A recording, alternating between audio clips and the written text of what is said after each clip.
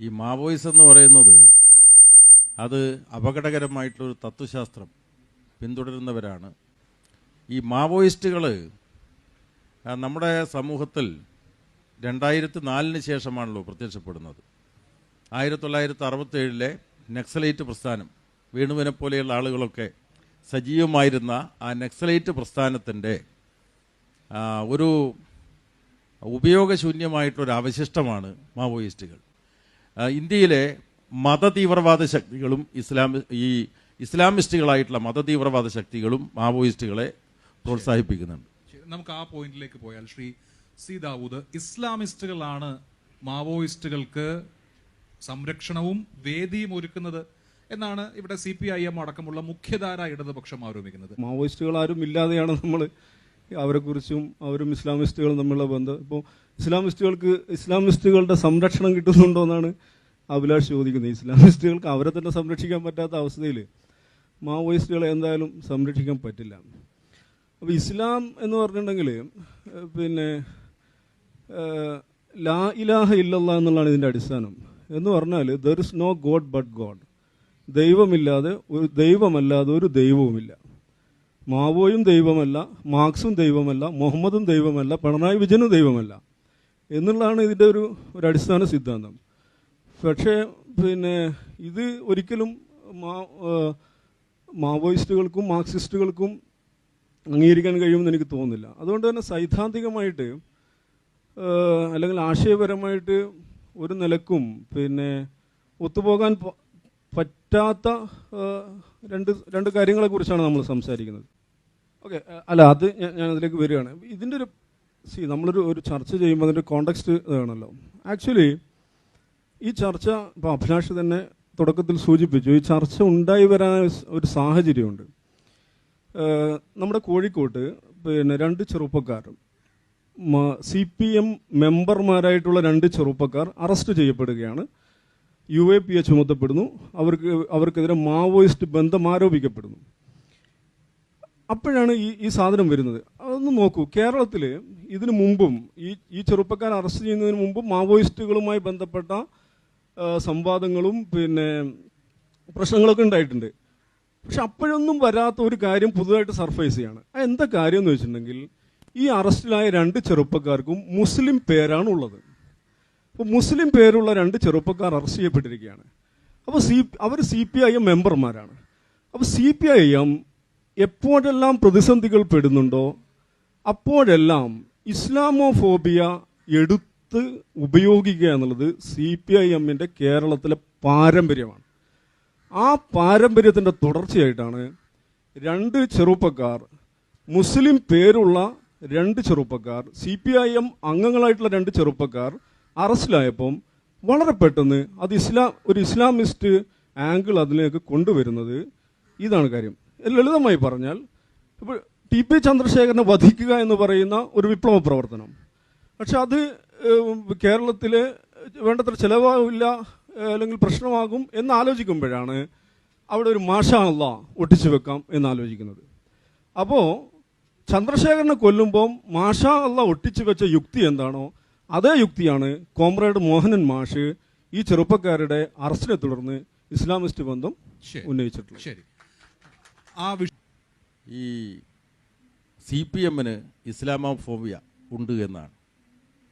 CPIM രാജ്യത്തുടനീളമുള്ള എല്ലാ മതവിശ്വാസികളും അടക്കമുള്ള ബഹുജന പ്രസ്ഥാനങ്ങൾ കെട്ടിപ്പടുക്കുന്ന ഇന്ത്യയിലെ ബഹുജന വിപ്ലവ പാർട്ടിയാണ്.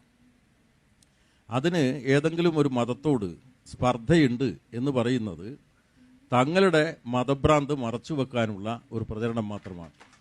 ഇവർ മതഭ്രാന്തന്മാരാണല്ലോ. RSSൻ്റെ മറുപതിപ്പാണല്ലോ ഈ ജമാഅത്തെ ഇസ്ലാമി എന്ന് പറയുന്നത്. അപ്പം മൂടുപട ഉണ്ടാക്കുക, യഥാർത്ഥ മുഖം മറച്ചു വെക്കുക, മൂടുപട സംഘടനകൾ, ഇതുപോലെ തന്നെ ലീഗൽ ഡെമോക്രാറ്റിക് ഓർഗനൈസേഷൻസ്, നിയമപരമായിട്ടുള്ള ജനാധിപത്യ സംഘടനകൾ ഉണ്ടാക്കുക. അങ്ങനെ പല സംഘടനകളും ഇന്ത്യൻ മാവോയിസ്റ്റുകൾ ഉണ്ടാക്കിയിട്ടുണ്ട്. അതിൻ്റെ ഭാഗമാണ് ജമാഅത്തെ ഇസ്ലാമി, അതിൻ്റെ ഭാഗമാണ് പോപ്പുലർ ഫ്രണ്ട്. ഞാനിവിടെ ഈ ജമാഅത്തെ ഇസ്ലാമിയുടെ നേതാവിനെ വെല്ലുവിളിക്കുകയാണ്, നിങ്ങളതിൽ പങ്കെടുത്തിട്ടുണ്ടോ? യെസ് ഓർ നോ ക്വസ്റ്റ്യനാണ്, അത് പറഞ്ഞാൽ മതി. അപ്പോൾ ഇന്ത്യൻ ജനാധിപത്യ വ്യവസ്ഥയെ അംഗീകരിക്കാതെ ഭരണകൂടത്തിനെതിരായിട്ട് ഭീകരപ്രവർത്തനം നടത്തുന്ന ശക്തികളെ പ്രോത്സാഹിപ്പിക്കുന്നവരാണ് ജമാഅത്തെ ഇസ്ലാമിയും പോപ്പുലർ ഫ്രണ്ടും. ഈ രണ്ട് ശക്തികളും ഇന്ത്യൻ മാവോയിസ്റ്റുകളുടെ കവർ ഓർഗനൈസേഷന്റെ ഭാഗമാണ് എന്ന് ഞാൻ ആരോപിക്കുകയാണ്. അതിനു പകരം ഭീകരപ്രവർത്തനങ്ങളെ പ്രോത്സാഹിപ്പിക്കുന്ന ആളുകളാണ് ഈ രാജ്യത്തിലെ ഇസ്ലാമിസ്റ്റുകൾ. അതിൽ ഞാൻ ഈ പറഞ്ഞ കാര്യം ജമാഅത്തെ ഇസ്ലാമിയുടെ പ്രതിനിധിയോടൊന്ന് താങ്കൾ ചോദിക്കണമെന്നാണ് പറയാൻ. ശരി, താങ്കളോട് ചോദ്യമില്ല, അതിനുള്ള മറുപടി. CRPPയുടെ മീറ്റിംഗിൽ പങ്കെടുത്തിട്ടുണ്ടോ എന്നാണ് ജയരാജൻ സഖാവ് എന്നോട് ചോദിച്ച എസ് ഓർ നോ ക്വസ്റ്റ്യൻ. വിളിച്ചിട്ടുണ്ടെങ്കിൽ പങ്കെടുക്കുമായിരുന്നു, എന്നെ വിളിച്ചില്ല എന്നാണ് അതിൻ്റെ മറുപടി. പിന്നെ സഖാവ് ഇത്രയും തമാശ പറയുന്ന ആളാണെന്ന് ഞാൻ വിചാരിച്ചില്ല. പിന്നെ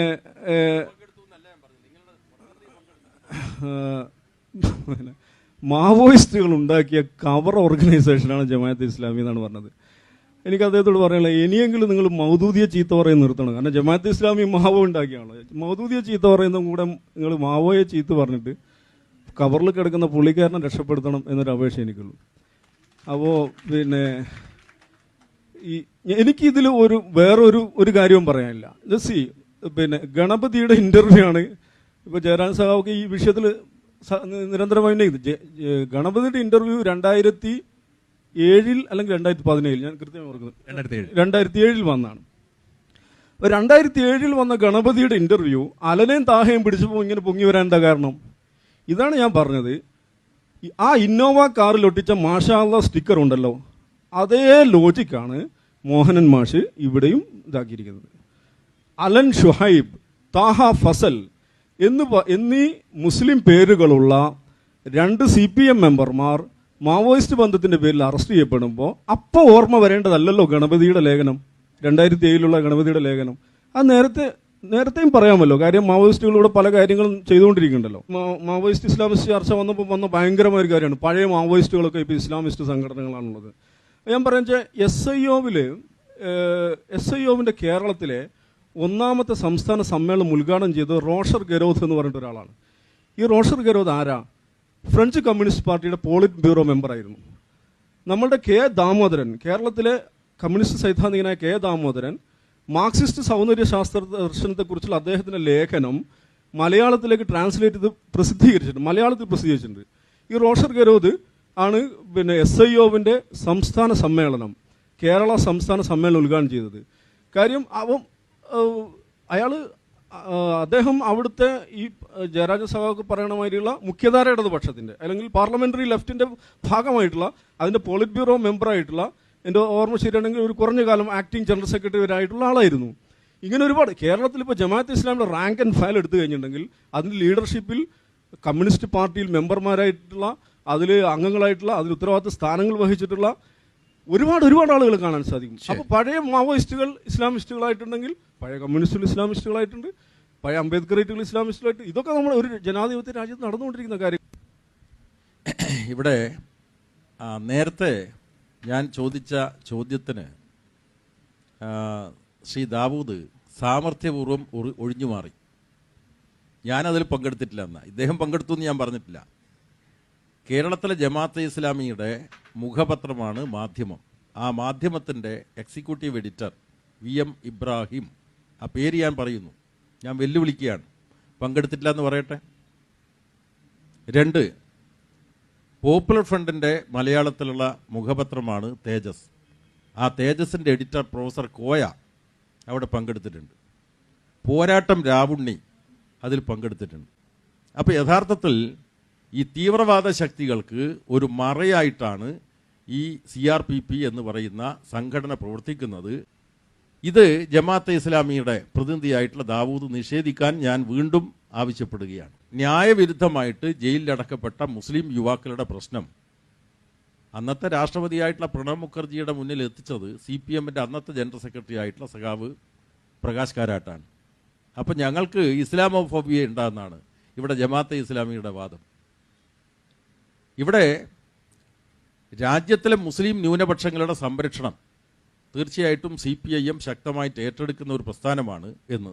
ശരി, അതാണ് CPM. അപ്പോൾ കേരളത്തിലെ CPM ഇസ്ലാമോഫോബിയ ഉള്ള പ്രസ്ഥാനമാണ് എന്ന് കുറ്റപ്പെടുത്തുന്നതിൽ എന്താണ് അർത്ഥം? ഈ മാവോയിസ്റ്റ് അനുകൂല വ്യാഖ്യാനങ്ങൾക്ക് ദൃശ്യത വരുന്നത് ജമാഅത്തെ ഇസ്ലാമി അടക്കമുള്ള സംഘടനകളുടെ മുഖപത്രങ്ങളിൽ നിന്നും പ്രസിദ്ധീകരണങ്ങളിൽ നിന്നുമാണോ?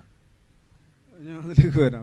എന്നോട് വീണ്ടും അദ്ദേഹം ഒരു വെല്ലുവിളി ഉന്നയിച്ചിട്ടുണ്ട്. CRPP മീറ്റിങ്ങിൽ പങ്കെടുത്തില്ല എന്ന് പറയാൻ പറ്റുമോ എന്ന് ഞാൻ വെല്ലുവിളിക്കുന്നു പറഞ്ഞത്. ഞാൻ പങ്കെടുത്തില്ല. ഞാൻ അപ്പം തന്നെ പറഞ്ഞു, എന്നെ ക്ഷണിച്ചിരുന്നെങ്കിൽ പങ്കെടുക്കുമായിരുന്നു. ഈ CRPP എന്ന് പറഞ്ഞാൽ എന്തോ ഒരു തസ്കര സംഘമാണ്, അല്ലെങ്കിൽ മറ്റേ ആ ഇന്നോവ കാറിൽ പോകുന്ന സംഘമാണെന്ന് അഭിപ്രായം എനിക്കില്ല. കാര്യം പിന്നെ അത് committee for the release of political പ്രിസണേഴ്സാണ്. ഞാനിപ്പോൾ അത് ഗൂഗിളിൽ നോക്കിയപ്പോഴാണ് എൻ്റെ വളരെ അടുത്ത സുഹൃത്തായിട്ടുള്ള SAR ഗിലാനിയാണ് അതിൻ്റെ പ്രസിഡന്റ് ആയിട്ടുണ്ടായിരുന്നത്. അതിൻ്റെ ഫോമിൽ SAR ഗിലാനി എന്ന് പറഞ്ഞാൽ ആരാ? SAR ഗിലാനി എന്ന് പറഞ്ഞിട്ടുണ്ടെങ്കിൽ ഡൽഹി യൂണിവേഴ്സിറ്റിയിലെ പ്രൊഫസറായിരുന്നു. ദെൻ ഈ ദേവീന്ദ്ര സിംഗ് കൂടി ഉണ്ടാക്കിയ പാർലമെന്റ് ആക്രമണ കേസിൽ വധശിക്ഷയ്ക്ക് വിധിക്കപ്പെട്ടു. പിന്നെ ഡൽഹിയിലെ അഭിഭാഷകരെ കൂടി കമ്മിറ്റി ഉണ്ടാക്കി ഫൈറ്റ് ചെയ്ത് അദ്ദേഹത്തെ അവസാനം വധശിക്ഷ വിധിക്കപ്പെട്ട ആൾ പ്രതിയെ അല്ലാതെ പുറത്തു വന്നു. അദ്ദേഹം പുറത്തു വന്നതിന് ശേഷം ഉണ്ടാക്കിയ സംഘടനയാണ് CRPP. അതിലെങ്ങാൻ എന്നെ വിളിച്ചിരുന്നെങ്കിൽ ഞാൻ 1000 വട്ടം പോകുമായിരുന്നു. എന്നെ വിളിച്ചില്ല, അതുകൊണ്ട് ഞാൻ പോയില്ല. അപ്പം അത് ഞാൻ പറയുന്നു, ജയരാജൻ സഖാവ് അത് വെച്ചിട്ട് അത് ഒരു ഭീകര സംഘമാണ്, എന്തോ ഒരു കിർമാനി മനോജൊക്കെ പോലെയുള്ള ഒരു കൂട്ടരാണ് എന്ന മട്ടിൽ അതിനെടുക്കരുത്. അതൊരു വെല്ലുവിളിയായിട്ട് എനിക്കതൊരു വെല്ലുവിളിയായിട്ട് തോന്നുന്നേയില്ല. അത് പൊളിറ്റിക്കൽ പ്രിസണേഴ്സിന്റെ റിലീസിന് വേണ്ടിയിട്ടുള്ള കമ്മിറ്റിയും പേരും ഭാരവാഹികളും മിനിറ്റ്സിനെ കുറിച്ചാണ് അദ്ദേഹം പറയുന്നത്. പങ്കെടുത്ത ഒരു UG സംഘടനയ്ക്ക് മിനിറ്റ്സ് ഉണ്ടാവുമോ? ഇത് ഡൽഹി കേന്ദ്രീകരിച്ച് പ്രവർത്തിക്കുന്ന പൊളിറ്റിക്കൽ പ്രിസണറുടെ റിലീസിന് വേണ്ടി സംഘടനയാണ്. അത് ഏത് ചെകുത്താന്മാർ അങ്ങനെ ഒരു സംഘടന ഉണ്ടാക്കിയാലും ഞങ്ങൾ അതുമായിട്ട് സഹകരിക്കും. കാരണം അത് പൊളിറ്റിക്കൽ പ്രിസണേഴ്സ് എന്ന് പറഞ്ഞിട്ടുണ്ടെങ്കിൽ രാഷ്ട്രീയ പ്രവർത്തനം നടത്തിയതിൻ്റെ പേരിൽ ജനാധിപത്യാവകാശങ്ങൾ നിഷേധിക്കപ്പെട്ട മനുഷ്യരാണ്. അവരുടെ റിലീസിന് വേണ്ടി പ്രവർത്തിക്കാൻ വേണ്ടിയാണ് നമ്മളൊക്കെ ജീവിക്കുന്നത്. അപ്പം അത് വെച്ചിട്ട് വെല്ലുവിളി ഉയർത്തരുത്. ഞാൻ ആവർത്തിച്ചു കൊണ്ടേയിരിക്കുകയാണ്, ഇത് മാഷാ അല്ലാ തന്നെയാണ്. ഞാനിത് പറയാൻ കാര്യം എന്ന് വെച്ചിട്ടുണ്ടെങ്കിൽ കേരളത്തിൽ മാഷാ അല്ലാ സ്റ്റിക്കറിന് മുമ്പ് സമാനമായിട്ടുണ്ടായ ഒരു സംഭവം എന്താണെന്ന് വെച്ചിട്ടുണ്ടെങ്കിൽ 1987 അല്ലെങ്കിൽ 88, സോറി, അതിൽ എനിക്കൊരു കൺഫ്യൂഷൻ ഉണ്ട്. ഇവിടെ നടന്ന താനൂരിൽ ഒരു ബോംബ് സ്ഫോടനത്തിൽ തിരുവനന്തപുരം ജില്ലയിലെ RSS പ്രചാരകനായിരുന്ന ശ്രീകാന്ത് എന്ന് പറഞ്ഞ ഒരാൾ ബോംബ് സ്ഫോടനത്തിൽ കൊല്ലപ്പെട്ടു. അപ്പോൾ പുള്ളിക്കാരൻ പ്രചാരകനായിട്ട് ഈ മലപ്പുറം തീരദേശ പ്രവർത്തനങ്ങൾ പ്രവർത്തിക്കുന്ന കക്ഷിയാണ്. അപ്പോൾ അത് പോലീസ് അന്വേഷിച്ചപ്പം ബോംബ് ഉണ്ടാക്കുമ്പോഴാണ് കൊല്ലപ്പെട്ടത്. അങ്ങേരുടെ അവിടെയുള്ള ഒരു RSSകാരൻ്റെ വീട്ടിൽ ബോംബ് ഉണ്ടാക്കുമ്പോഴാണ് കൊല്ലപ്പെട്ടത്. അന്വേഷണത്തിനിടയിലാണ് മനസ്സിലാവുന്നത് തൊട്ടടുത്ത ആഴ്ച നടക്കാനിരിക്കുന്ന ശ്രീകൃഷ്ണ ജയന്തിയിലേക്ക് എറിയാൻ വേണ്ടി ഉണ്ടാക്കിയ ബോംബായിരുന്നു അതെന്ന്. ഒന്ന് നോക്കൂ, ഈ ചെറിയ പിള്ളേർ പങ്കെടുക്കുന്ന ശ്രീകൃഷ്ണ ജയന്തിയിലേക്ക് എറിയാൻ വേണ്ടിയിട്ട് RSSകാരൻ തന്നെ ബോംബ് ഉണ്ടാക്കുകയാണ്. അത് പൊട്ടിത്തെറിക്കുന്നു, അയാൾ കാലിയാവുന്നു. അന്ന് മലപ്പുറം SP ആയിരുന്ന ഉണ്ണിരാജ നടത്തിയൊരു പ്രസ്താവനയുണ്ട്, മലപ്പുറം ജില്ലയെ ദൈവം രക്ഷിച്ചു. അപ്പോൾ അന്ന് ശ്രീകാന്ത് നടത്തിയ ശ്രമം പരാജയപ്പെട്ടു പോയി. ആ ശ്രമമാണ് ഇദ്ദേഹത്തെ കൊല്ലുമ്പോൾ, TP ചന്ദ്രശേഖരനെ കൊല്ലുമ്പോൾ ഇവിടെ സഖാക്കൾ അല്ല, ഞാൻ ആ സംഭവങ്ങളാണ് ഇക്വേറ്റ് ചെയ്യുന്നത്. അപ്പോൾ അതുകൊണ്ടാണ് ഞാൻ പറയുന്നത് ഇതൊരു സാധ്യതയാണ്. ഈ ഒരു മാഷാ അല്ലാ ഒട്ടിച്ചു വെച്ച് കഴിഞ്ഞിട്ടുണ്ടെങ്കിൽ അത് വേറെ നിലക്ക്, കാരണം മുസ്ലിങ്ങൾ എന്ന് പറയുന്നത് ഇവിടെ ഒരു വിക്ടിമൈസ്ഡ് ആയിട്ടുള്ള ഇത്തരം കാര്യങ്ങളിൽ ഹൈലി വൾണറബിൾ ആയിട്ടുള്ള ഒരു കമ്മ്യൂണിറ്റിയാണ്. അപ്പോൾ ഒരു സ്റ്റിക്കറാണ്ട് ഒട്ടിച്ചു വെച്ചാൽ അങ്ങോട്ട് പോയിക്കോളും. അതാണ് അതിലെ ലോജിക്. അതേ ലോജിക്കാണ് അലന്റെയും താഹയുടെയും കാര്യം, മാവോയിസ്റ്റുകളുടെ കാര്യത്തിൽ. ഈ വിഷയത്തിൽ മാഷാ അല്ലാ വിഷയത്തിൽ നല്ല അതുമായി ബന്ധപ്പെട്ട് നല്ല നമുക്കറിയാം, മോഹൻ മാഷ് അതൊക്കെ ആയിട്ടുള്ള ഇടപാടുകളൊക്കെ നമുക്കറിയാം. നല്ല പ്രാഗൽഭ്യമുള്ള മോഹൻ മാഷ് അതേ തന്ത്രം ശ്രീകാന്ത് അവിടെ ഉയർത്തിയ, ഇപ്പോൾ ഒഞ്ചിയത്ത് കിർമാനി സഖാക്കൾ ഉയർത്തിയ അതേ തന്ത്രമാണ് ഈ വിഷയത്തിൽ മോഹന സഖാവ് ഉയർത്തിയിരിക്കുന്നത്. അതുകൊണ്ട് അത് തന്നെ പറഞ്ഞു, അതിന് ഭയങ്കര സൈദ്ധാന്തിക ചർച്ചയാക്കിയിട്ട് വലിയ സംഭവമായിട്ട് കാണാൻ ഞാൻ വിചാരിക്കുന്നില്ല.